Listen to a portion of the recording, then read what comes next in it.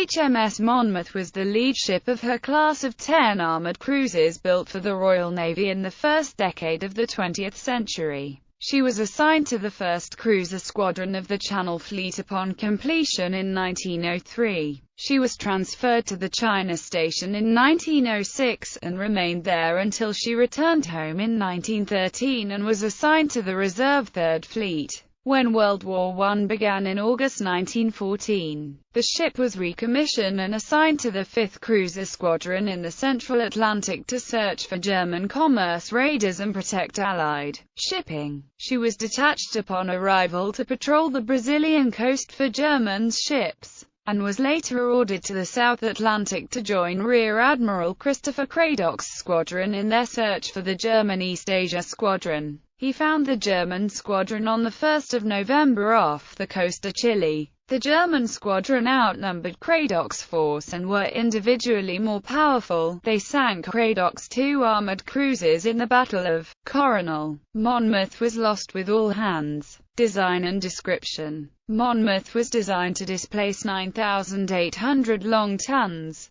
The ship had an overall length of 463 feet 6 inches, a beam of 66 feet and a deep draft of 25 feet. She was powered by 2 4-cylinder triple-expansion steam engines, each driving one shaft, which produced a total of 22,000 indicated horsepower, designed to give a maximum speed of 23 knots. Monmouth, however, was one of 3 of the Monmouths that failed to meet her designed speed. The engines were powered by 31 Belleville boilers. She carried a maximum of 1,600 long tons of coal, and her complement consisted of 678 officers and enlisted men. Her main armament consisted of 14 breech-loading 6-inch Mk7 guns. 4 of these guns were mounted in 2 twin-gun turrets, one each fore and aft of the superstructure, and the others positioned in casemates amidships. 6 of these were mounted on the main deck and were only usable in calm weather.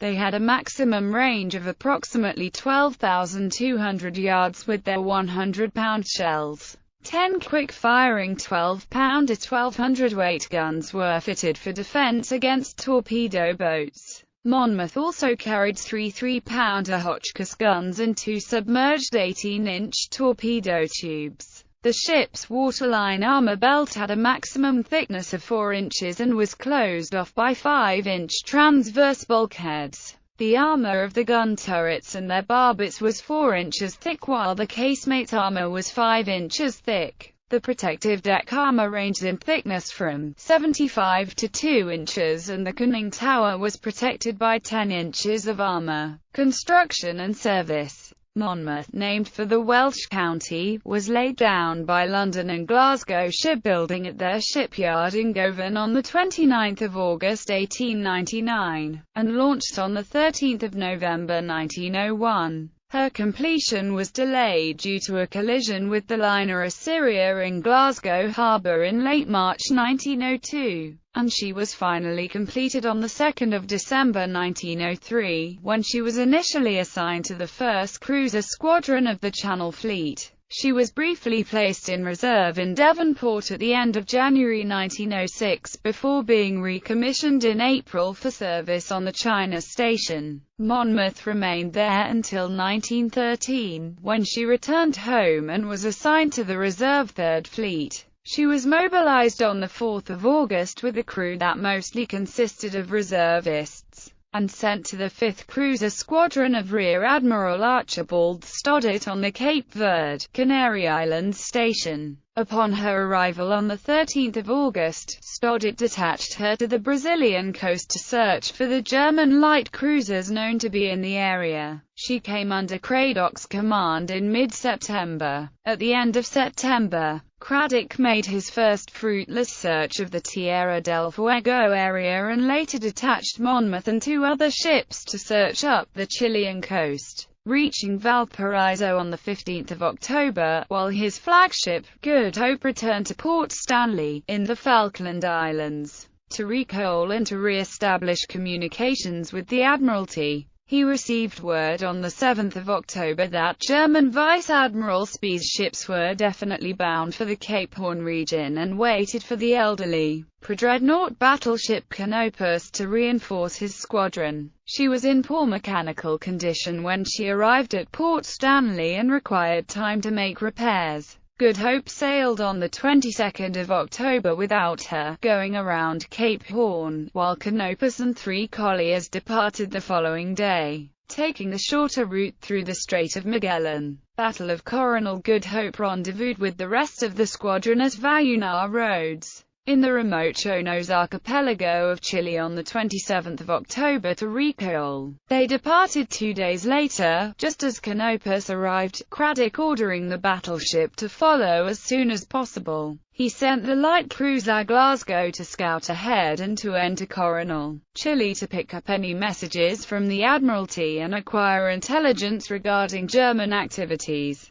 The cruiser began to pick up German radio signals from the light cruiser HMS Leipzig on the afternoon of the 29th of October. Ing delayed entering Coronel for 2 days with Craddock's permission to avoid being trapped by the fast German ships. A German supply ship was already there and radioed Spee that Glasgow had entered the harbour around twilight. The cruiser departed on the morning of the 1st of November, but Spee had already made plans to catch her when informed of her presence the previous evening. Glasgow departed Coronel at 9:15 after having picked up the squadron's mail, and rendezvoused with the rest of the squadron 4 hours later. Craddock ordered his ships to form line abreast with a distance of 15 nautical miles between ships to maximize visibility at 1350 and steered north, at a speed of 10 knots. At 16:17 Leipzig spotted Glasgow, the easternmost British ship, to its west, and she spotted Leipzig's funnel smoke 3 minutes later. At 17:10 Craddock ordered his ships to head for Glasgow, the closest ship to the Germans. Once gathered together, he formed them into line astern, with Good Hope in the lead, steering southeasterly at 16 knots at 18:18. As the 16-21 cm guns aboard the armoured cruisers Scharnhorst and Gneisenau were only matched by the two 9.2-INCH guns on his flagship,